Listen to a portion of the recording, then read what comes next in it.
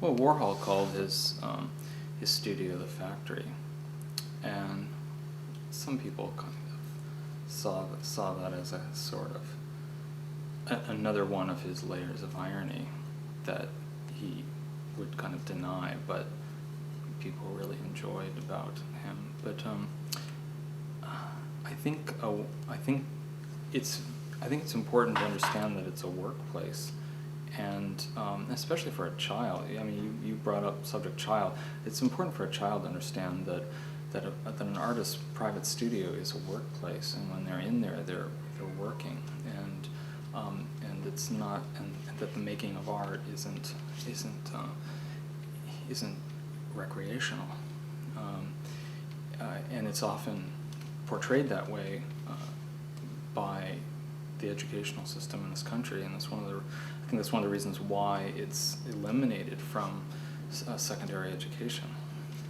In fact, we're thinking about building on the roof a studio, and this friend of mine was saying how he was advocating it. I was making a case for how I've done fine in the basement, that, I kind of love the idea that it's completely unromantic and I can just be in my dreams, without anything around me being sort of grander than my dreams, And he was saying, well, think of it like this, that you've been down in the basement with your subconscious, and then you can go up to the heavens with the angels.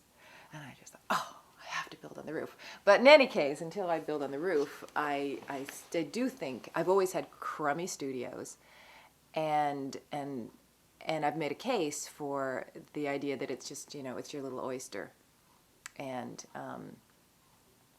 and you're the pearl, and it's just the sort of calcium deposit, or it's the raw material, the crude material that you make up the pearl out of or something. I do think this place is sort of a sanctuary. Right. I mean, it's a place I feel very comfortable, and when I go away and I'm not looking at my work, and it's a place where I feel very connected. And I think even though this is a very small place, and most people have, a lot of artists I know have very separate studios, are very large, I just love being connected with the sky and the light outside the window, and I just feel that there's something very comfortable here for me. So, and that I can hang out. And in a way, it, I also like that the fact that the couch is here. It's sort of more like the older studios that were more like, almost like salons. I mean, this is a place I can sort of really hang out in and work. And sometimes I like to separate, like separating church and state. I'd like to separate art from my living life. But other times, I must like it because I sort of keep doing it. And after a while, the longer you're in a studio, it does become more and more sacred, where it becomes like fertile in a way. Like just being in that space makes you feel like you're an artist, or that you're capable of doing it. Whereas when you're outside of that space, you could be anyone. It's safe. Well, it's kind of like a nest. It's also like an extension. It's an extension of my mind. I feel like these walls are the walls of my mind in a way, and all these images are part of what I'm thinking about and working on. And I look around sometimes and I think I'm thinking about way too many things at once. But so entering into it and looking around, it helps me stay on some ideas, and stay with some things that I want to invest a lot of time into, rather than, coming into a bare studio and having to make something. I've done that on residencies. I go to a residency like MacDowell Colony, and there's nothing there. It's just empty, and I have to fill it up. And so I bring all my stuff with me and try to set it up, but it's not the same. It's not like this. I think that's a terrific way to look at it, and I think it's absolutely true. I've noticed that, the way my books are split up, all the art books have slowly wound up over here. It didn't, I didn't even think I was going to do that, let's organize the books, but little by little the art books have kind of come over here, and other books have gone over there, and things that aren't conducive to that kind of space you're talking about have also left. It is, yeah, that's interesting. It's really like a justifiable haven. Like if you're an artist, everyone knows that your studio is your place, and it reflects everything that you're thinking about and working on, and it's that place you can go and not be bothered, and you can make candy houses if that's what you want to do in your studio, and it really isn't questioned much. No, like somewhere that's like there's stuff going on outside. Preferably like on like the 3rd or 4th floor up, with windows to look out and see the people outside. Gotta have the computer, gotta have the printer, one of those big printers like that, you know. Lots of space, wood floors, high ceilings, white walls, all the paint in a row, according to the colors, you know. All the pictures up that make me want to paint. A comfortable place to sit, to look at the work. Definitely need a radio. Listen to NPR. Like, I don't think I'd want to rent a studio that was only mine. I think I'd rather share a space with somebody. For more than just talking about paintings and talking about technique and stuff. Because that's important, but just to like have another human being. I guess there has to be the right balance. Like, I wouldn't be able to sustain being here every day alone with nobody else ever coming into this space. There's something about another body in here that kind of like makes this space that's mine and more me and more about my work, you know, and it's kind of cut along, you know, his stuff's over there, my stuff's over here. So like having him just like walk through my space kind of like recharges my space a little. That makes no sense, but it does, you know? Because painting is very isolating, and if you're doing it like 8 hours a day, every day, and you're totally alone all the time, that gets kind of freaky. So it's good to have someone that comes around once in a while. And what ends up happening is we don't always work at the same time. So, you know, there's a good amount of alone time, and there's a good amount of, you know, just having someone else in the room painting quietly. There's some kind of like comfort in that. I don't know. I think I concentrate better actually when someone's in the room. I'm very aware of this. Or like if somebody's watching me paint, I paint better.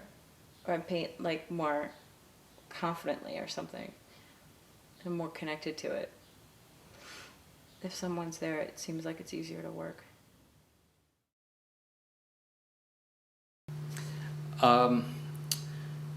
I think my ideal studio would be 4 stories above this one, because the noise from the street can be distracting sometimes, and also when you have a view, you have this kind of connection to.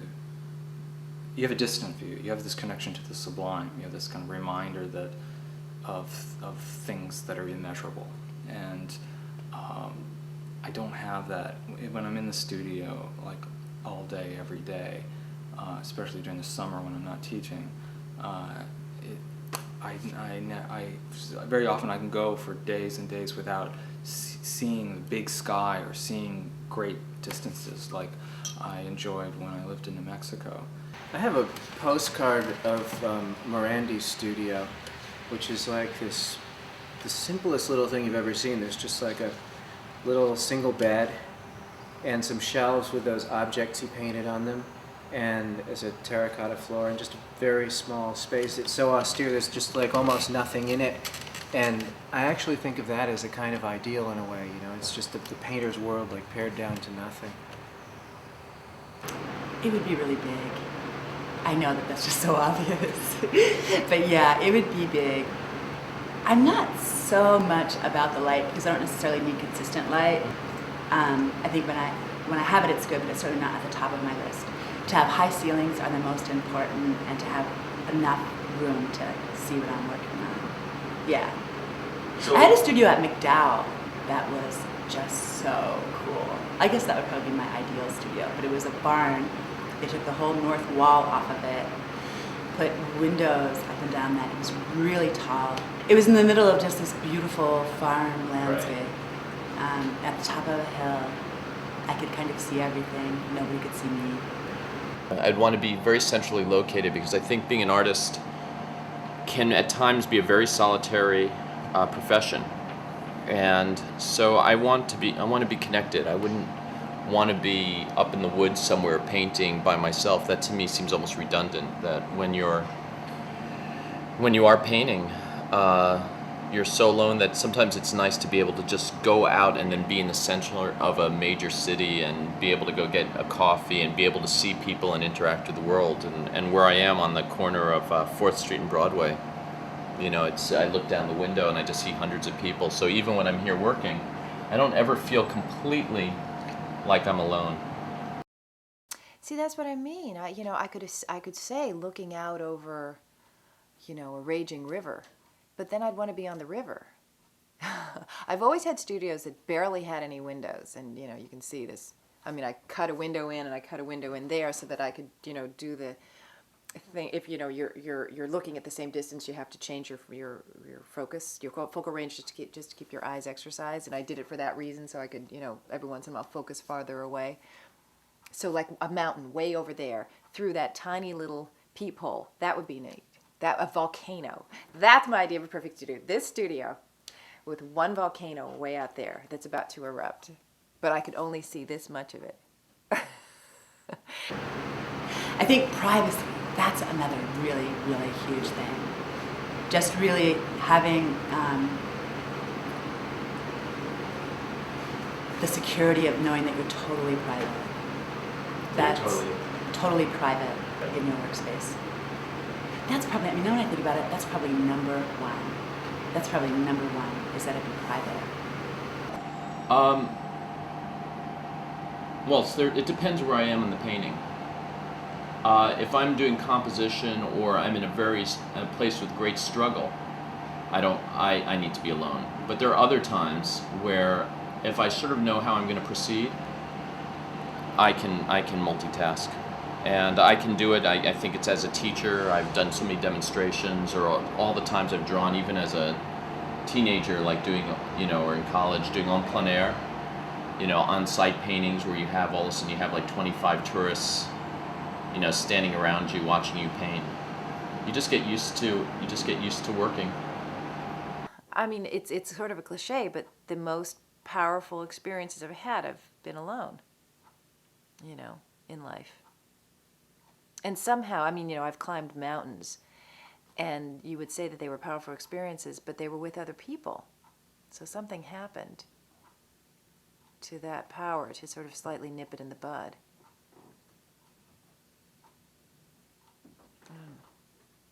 And yet, we long for company. So I've always been like that. Even at the academy, there was like a real social scene there, and I kind of removed myself from it because I don't know, I felt it like it would take away from some experience that I was having. It would kind of contaminate my space. Not that the painting is so precious and I'm like throwing people away, but there's a time and a place for those kinds of relationships. It's just not in the studio. Because that's where everything happens. That's where all the battles are fought. That's where all the shit goes down. That's where you get into trouble. That's where for me, my most meaningful moments are, not that I don't love my family and my friends, but I have my most intense conversations with the painting. The most pleasure and the most frustration and the most everything. If I were to generalize, I tend to start a painting very excited about it because I always think this is going to be the best painting I ever made. This time I'm really going to nail it. I'm going to find new stuff. I'm going to learn about painting more, and Partway into it, I'll become dissatisfied, disappointed with some aspect of what's happening. And then I'll change something, and there's this up and down, like, oh, I don't like it. What am I doing? And then I'm totally questioning the whole thing. It's just this chorus of voices, in your head that I think, again, is kind of an important thing, and it's also important to not listen to it all the time, but there are like stretches of a painting to get through sometimes, because you just have to get through that to get to the good parts. I'm trying to think, for example, like in the one with all the donuts in the foreground, I spent a lot of time trying to figure out how to paint them in such a way that you could tell that they're glazed, and that this glaze is semi-transparent, and that they also are lit with this kind of warm light and warm shadows, and that was such a challenge. And then I kind of worked it out, and then I had to paint the rest of the donuts, and at that point it was like a little more like just getting through it. I think the most fun part is always the figuring out how to do it stuff, and that goes for making the maquettes as well, and even deciding on a subject to paint. Yeah, like occasionally I'll kind of jump up and down a little bit, when I've just finished a painting, and I'll think, okay, now I can die. And then it'll go away after a while, and then sometimes I see a painting I haven't seen for years, and I'll get pretty excited about it again, like looking back at it. But it's definitely the kind of thing that comes and goes as much as it does looking at other people's work. There are paintings that you look at it and it feels like an epiphany, and then I'll go back to the Met years later and think, I can't find that feeling anymore. What was it I was feeling for that painting? So I think it's always in flux. For a long time I had a studio separate from my living space, and I'd get in there and I just get stir crazy. I'm just I'm surrounded by responsibility to do stuff, and I gotta make stuff all the time, and I would sometimes I look at my watch okay, can I go to the coffee shop and get some, get out of here. Here I feel much more relaxed. I do right now. Yeah, I've tried the other thing too. But take a day like this, I wouldn't even want to go to the studio. It's kind of pretty to watch, but it's just sometimes I actually don't want to put in a whole day. I just want to put in a few hours, and then the commuting thing just gets weird, and I feel like I'm commuting. I really like this way. Yeah. And if I want to leave the paintings behind, I can walk across there to the other side, and I feel like that's just enough separation. It was a little weirder when I could go to sleep looking at my paintings. That's maybe too close proximity, because then I just can't stop thinking about them. But if I have a wall between me and what I'm working on, that's just the right amount of space. So, in a crunch, I had to find another spot, and I looked at places further east, which were great spaces, but they were too far in the middle of nowhere. It wouldn't be a place where I'd want to go. And the studio has to be a place where you really want to go. And location is really important to me. I need to be at least remotely near a neighborhood where I feel like walking around once in a while, or else I'm just never going to want to go there. Especially late at night, it's this desolate Brooklyn neighborhood, Well, it's just the need for space just can terrorize you here. I mean, particularly for somebody who makes such large work. For me, it's I've never had workspaces that were smaller, and I've never made larger work. Oh, and then the high ceiling, it kind of has to be about 14 feet. You might be able to get by with 13 and a half, but to get 2 stories in a loft, you need 14 feet. For my height, I'm 5'10". These things are important, it sounds like the little details, but it's really important. If you're gonna it's nice to have that big psychological kind of mental space of a high ceilinged loft, but you need 14 feet to be able to build a second story so that you can have at least in a portion of it, be able to, you know, have extra living space or whatever. Actually, sometimes I go out first. Like I'll go and have my breakfast and read the paper out of here. So when I come back in, I feel kind of fresh. Sometimes. I'd say it's about half and half. Otherwise, you know, I will just roll out of bed, come in, make my breakfast, and sit down and start looking at the painting and start right in. In fact, it's strange. Sometimes I think if I've like been doing things with that part of my brain, like reading a paper and say doing a crossword puzzle, that it's harder to switch back into like painting thinking, and that some of the best brain space for that comes like just when you wake up, or even like in the afternoon. I take a nap a lot at around 4, you know, just for like 20 minutes, and like if I come right out of that and go to work, that's a good kind of painting space too. So no, so yeah, and yeah, so that's what I mean.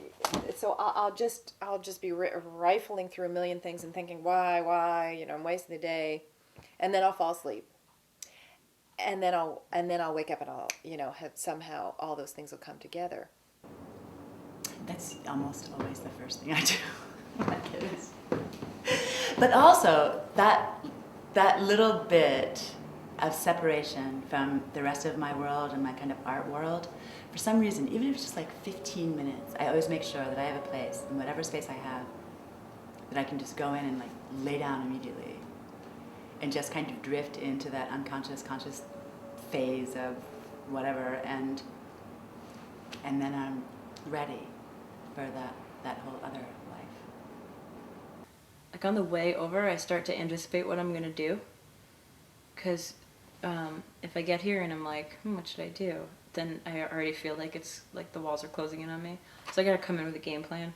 You know, everybody. I find actually the truest preparation I do, the truest meditation is setting up my palette. I mean, that's a time that you're sort of getting ready. It's like getting ready for the bullfight, and then living in the same space as my paintings is that a lot of times I'm always thinking, and then I'm seeing things that are wrong and making changes. Well, I mean, what comes up for me is how upset my parents are that none of their children are religious, and how religious I think this whole thing is, because religion is just ritual that takes you inside and makes you a better person, or long to be a better person. And that's what it is. You know, you're engaging in a very ritualistic routine that elevates existence.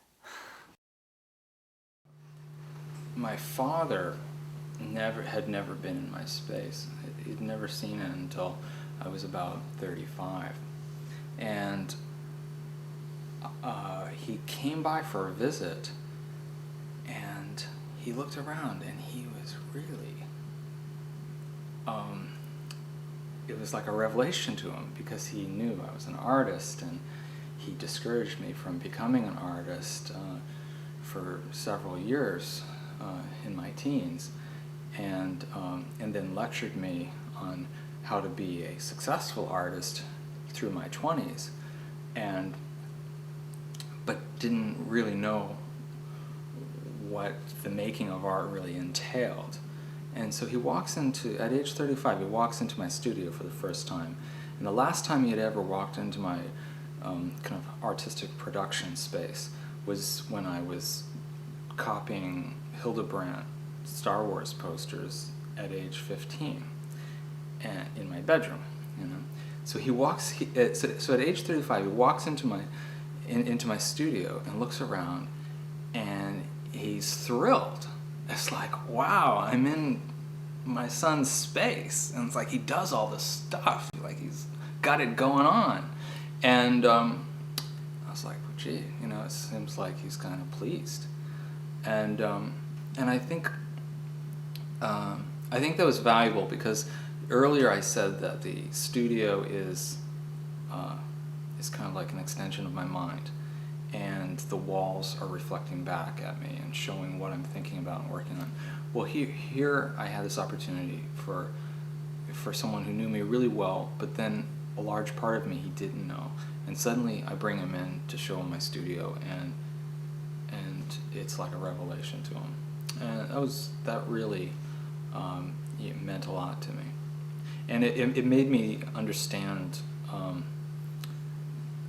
that entering the studio is, that it has a certain value, and seeing the work in its in the space where it's being produced is very different from the more sterile environment of art gallery or museum. It's funny. It's usually like around 9 a.m. and I tend to wrap up around 5 with a lunch break. I've fallen into that after trying like all kinds of different things. It's just there's this natural rhythm, I think, of the rest of the world that is conducive to working a 9 to 5 day. I should say there are days when like that time period isn't devoted to actually putting a brush on canvas. It could be doing things as related as drawing or building maquettes, or as unrelated as doing research on the internet, or sometimes even lately just like allowing myself time to read like art texts. I consider that part of the workday too. So it doesn't always mean painting, but it does mean kind of saying that this is a job. It ultimately feels more like a vocation, I guess, and something about job makes it sound like just drudgery, but which sometimes I guess it is.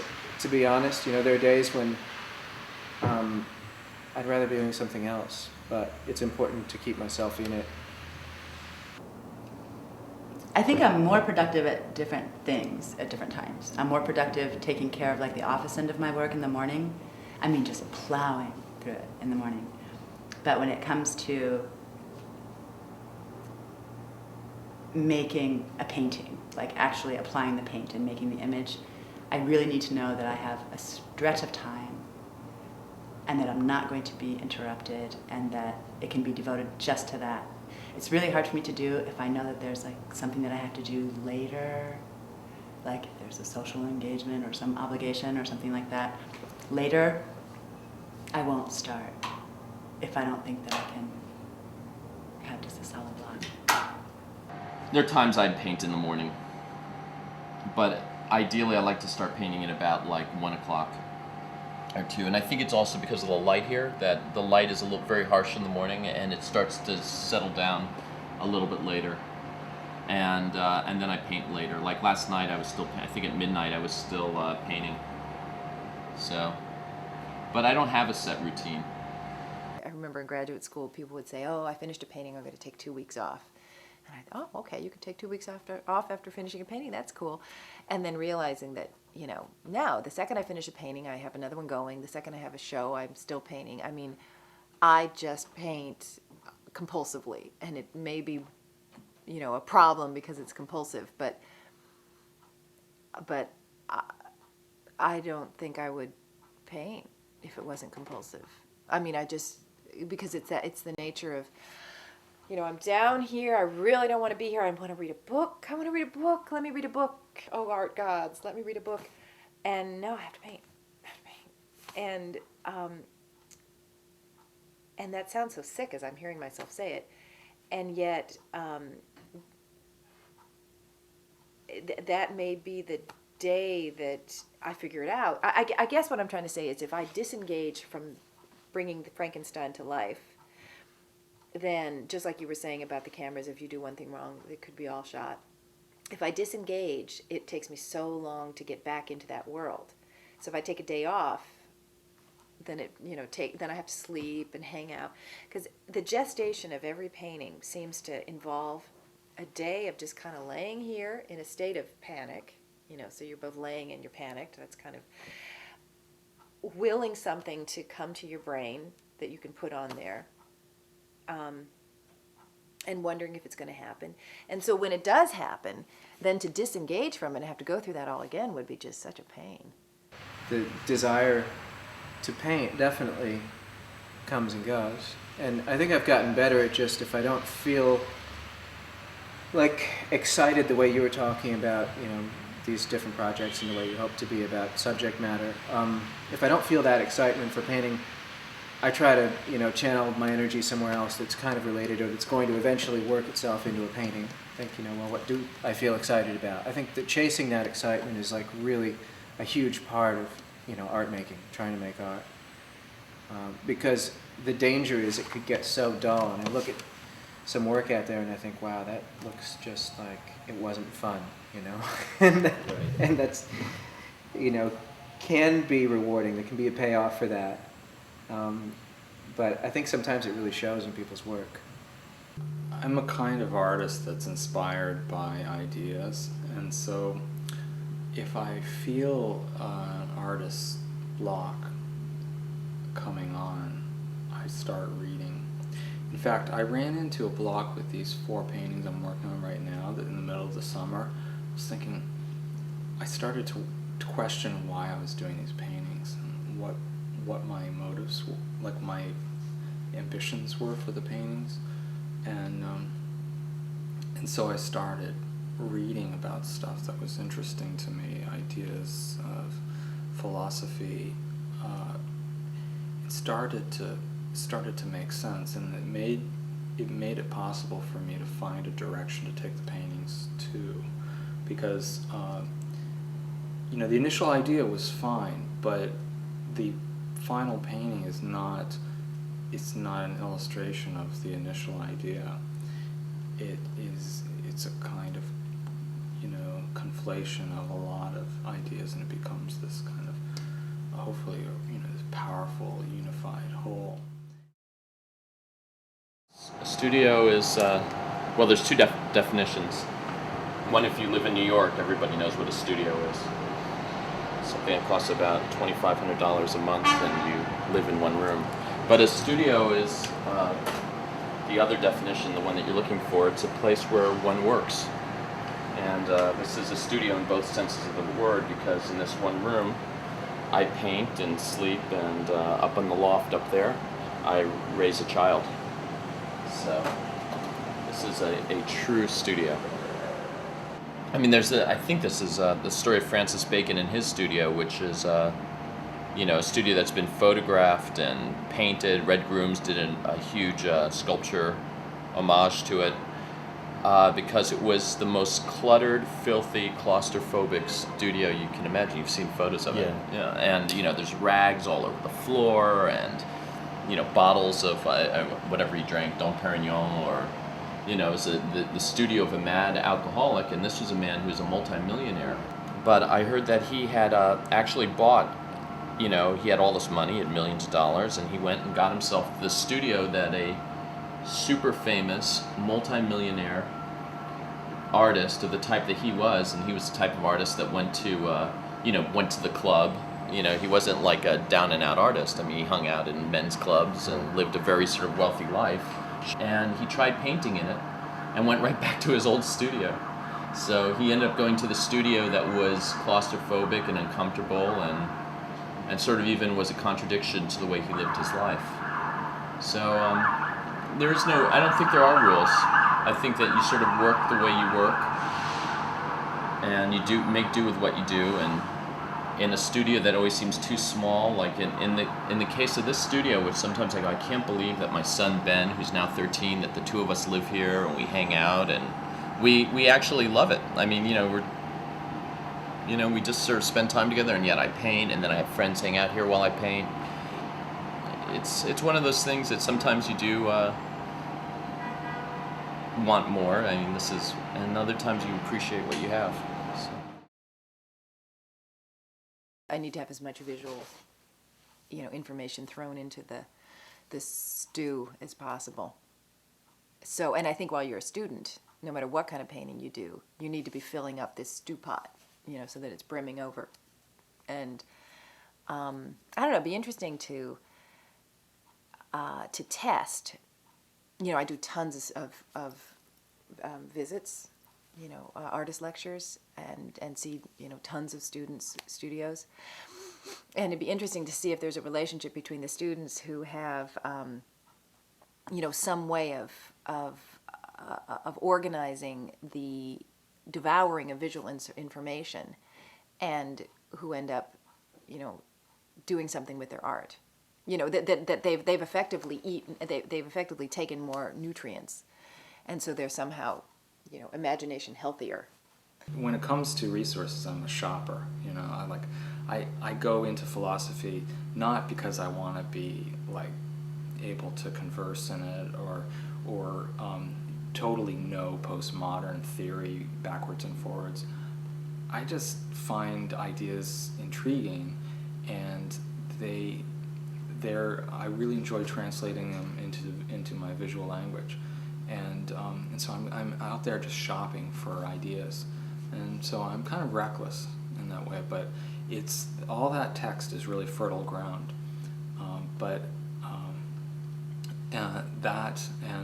and my childhood, and and a lot of my childhood drives. And so the action figures, a few of them are left over from my childhood, but as a kid, I had really kind of meager resources for, I had enough money to buy candy, but not enough money to buy action figures. So I had a few, and then I made that one. Actually, I only had one. I had that one G.I. Joe, and I made him into all of the characters that I could imagine. But now I have the resources, so I'm just collecting like mad.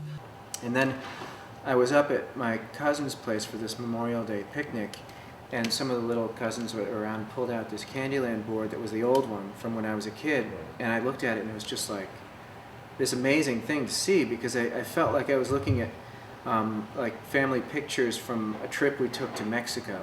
Something that was like that real in my mind, like I've been there and I remember that from my childhood. And that got me to thinking, well, if that's a real place, that's that real, I could make paintings of it. And then the progression was like, okay, how to go about that. And also like this thought that that's a really stupid idea. And wrestling with that for a while, and making a painting, thinking it's a weird painting.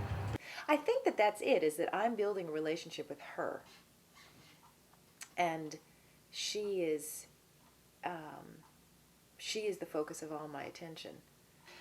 It's this kind of eerie thing where you have to be hooked into the, again, the Frankenstein. If you unhook yourself, the same thing doesn't happen. The same, slowly learning what it needs to come alive doesn't happen. I guess it's that idea that, it tells you what it needs at a point, and you have to be here to listen. Because everybody knows, you have to work 3 or 4 hours to get going. And then after then, if you have to stop, it's kind of like you never really get into the zone. You never really get that rhythm going, where you're totally hypnotized by the work, by what you're doing, by the rhythm of your hand, and you're totally engaged by this vision. Once your eyes start looking at other things, you've lost it. Well, I'm thinking of that trope because of the conversations I've had with friends about what kinds of people become artists. Because it's a really romantic thing, and it's a really unrealistic thing. And we often talk about, or I'm just thinking of this one particular friend there were 15 kids in her family, and she was right in the middle, and she was so sort of ignored that the world became her oyster. She became the self-contained unit within this crude, superstructure that she crafted into something that was, the stuff of dreams. And I kind of think, we're going on to something other than studios, but I sort of think of my evolution into an artist like that, because my family, there was no art. It was very sort of working class. And when you're ignored just enough, when you're not so ignored that you're neglected, but you're ignored just enough so that you create your own world. What a great place to make art from. Anyway. That's what I mean about the world. So I guess you could say that the crudeness of this studio is equivalent to the crudeness of an upbringing that doesn't surround you with, you know, even reproductions of great art, and you have to go inside to find something beautiful. Which is maybe why I'm not interested in ironic art, because, and I'm just riffing here, just that it's if, you know, if your only refuge is inside, it's got to be pretty great. You know, you don't want it to be sort of a bad joke. I mean, it may end up being a bad joke, but you don't want to think of it as that. So, that's your pearl. Right. For hundreds and hundreds of years, they held a piece of wood with a hole in it for their thumb, and someone invented this, and whoever invented it was like a genius. And the reason why they're a genius is because before that they were using some sort of table and they were constantly bending over, and someone said, hey, what if we make a portable table? And it must have been a pretty good idea because they used it pretty consistently for about 600 years. And you know, if you thought about it, like if we didn't have this and someone came up with it, all the people that were using, you know, pallet tables would start using it, go, man, this is so awesome. You know, is it digital? And I've had it for 12 years. And it's a wallpaper brush. And see, look, it's got... For a wallpaper brush, it's actually very fine. Like the bristles are fine and soft, which is unusual for a wallpaper brush. It's really wide. It holds a lot of paint, but at the same time, you can kind of judge how much it has. It's kind of like you always know, maybe by the weight of it or something, how much is in it. And you can use it like this. So it's straight up and down. You can use it like this. And this is all important when you're working on something really high above your head. You can have it like that. Because otherwise you would only have the reach of however far you could get back. Like if it was like this, you could only use it to there. But if you have it like this, you can use it to there. But this is why it's so great. You have to walk over here. Look, you see that?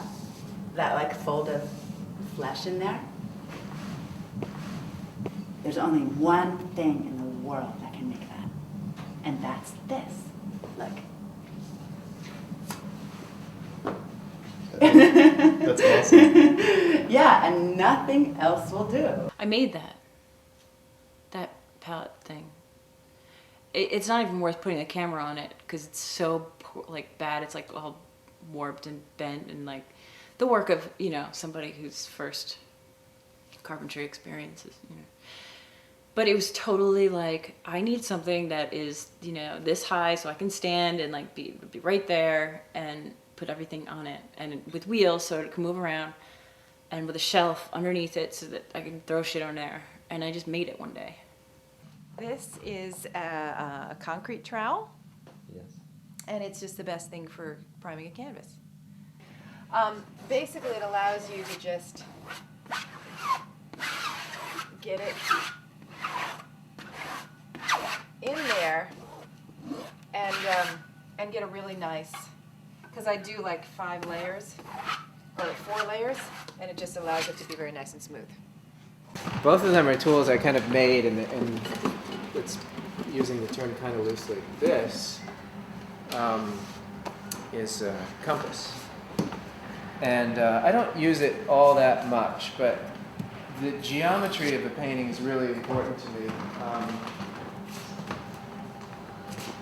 And sometimes there will be something that's like, it's a form that's really based on a circle. Like in this painting, maybe it's these bits of ice cream.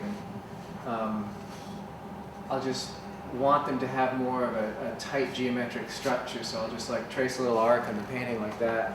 And the other tool I like a lot is has a very similar purpose. It's just this stick here that I'll use when I'm making a line that I want to have a real integrity to it. Use one of these brush. Like, I mean, I can paint a straight line, straight-ish, you know. There's certainly plenty of ways to do that. But sometimes if a line, like say it's like a stick of a candy cane or something, and it's just got to feel really solid, I'll just like do that, on the canvas, and there's something about like the solidness of a really straight line.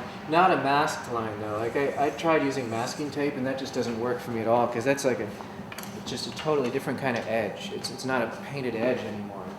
But that stick like just makes the best line.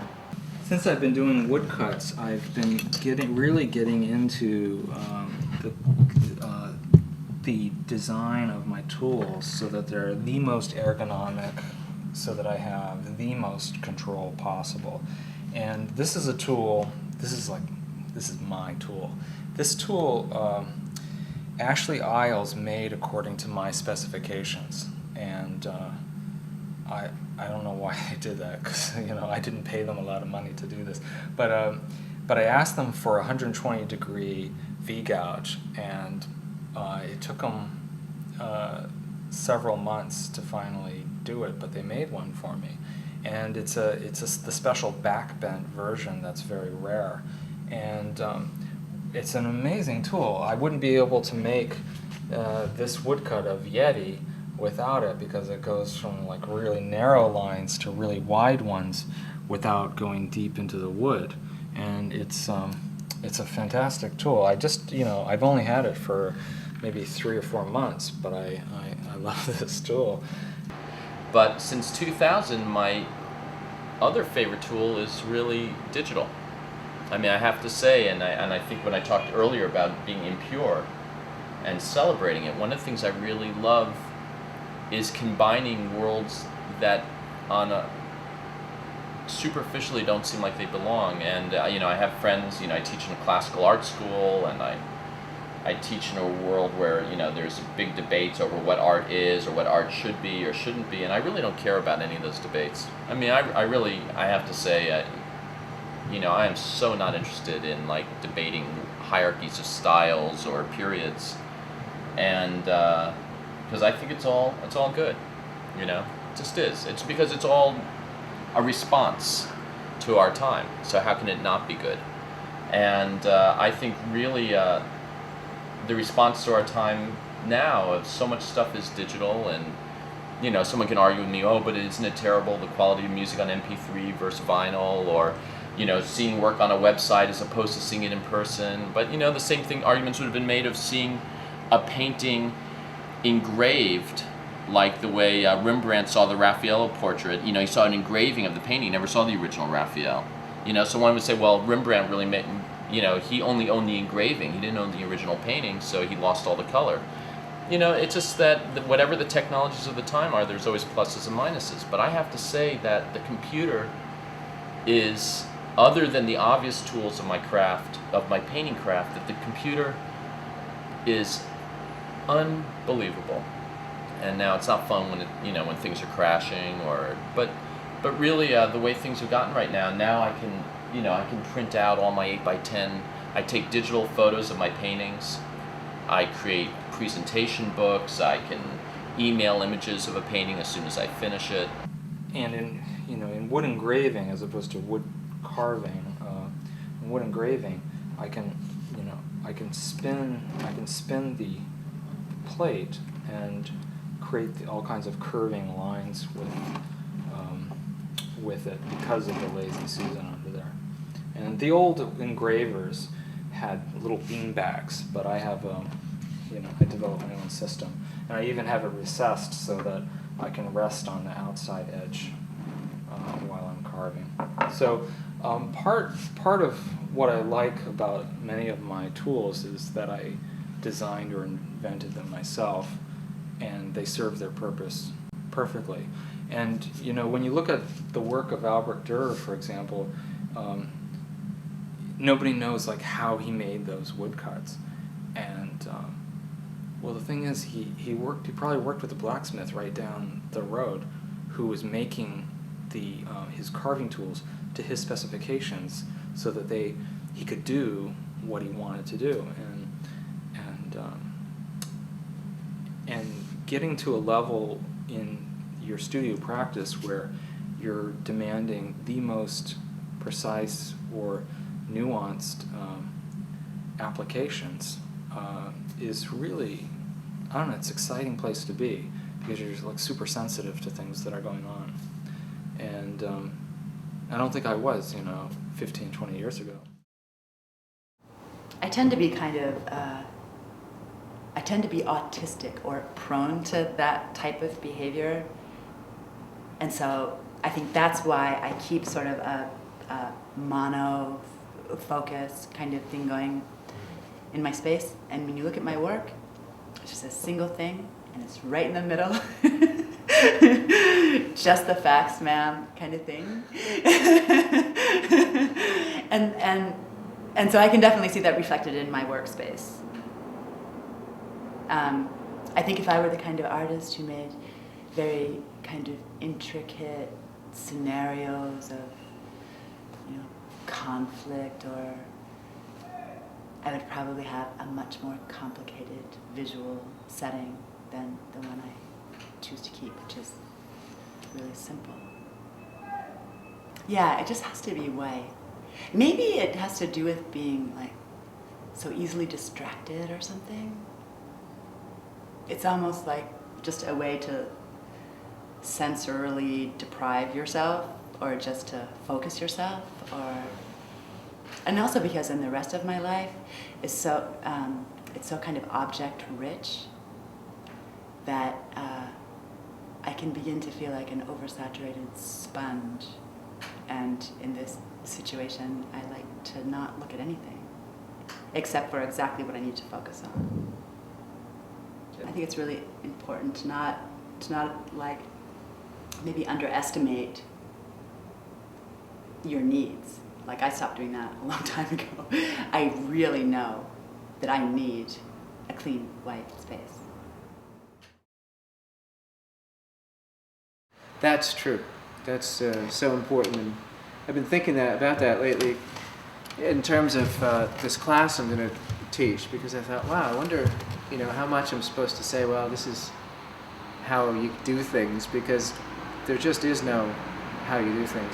I read these books sometimes, like Ralph Mayer's book on materials and techniques, just to get an idea of how things have been done in the past, because sometimes I feel like I'm reinventing the wheel. I think, wow, what is going to be the best glazing medium or best way to varnish a picture? And certainly there's been a lot of history of people doing that, and I can read about what other people have done.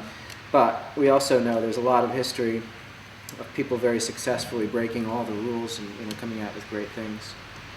These attempts to understand how powerful the subconscious is entirely what we're about. I mean, the fact that you can build a space where you can learn to trust, because that's what I think it's all about. I'm just down here learning to trust and to watch and to notice and, and to respond according to that dictate. And any other kind of art, you can just tell, you can just see that, it's fractured, it's flawed.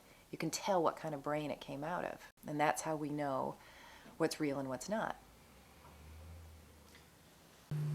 When you go to an art gallery and look at the paintings, you're not really looking at all of the doubt and all of the second guessing and all the changing of one's mind and all the research and the dedication. Unless you're sensitive to that kind of thing, unless you have the ability to see through the work. And there's some paintings, for example, that show that transparency, and you look at the painting and you can see how it's revealed in the surface, it's revealed in the layers, you can see through the layers. Then it's a kind of invitation into the mind of the artist. But but it's quite common that what you see is the surface, and because, well, in the 20th century there's just been a lot of opaque painting going on, and it's, especially in the 60s and 70s, you don't see, there's nothing past that surface, and so you don't see the artist's studio, you don't see the artist's mind, you see the surface that they're delivering. Yeah, no, I think there is a real value in seeing the art in the studio.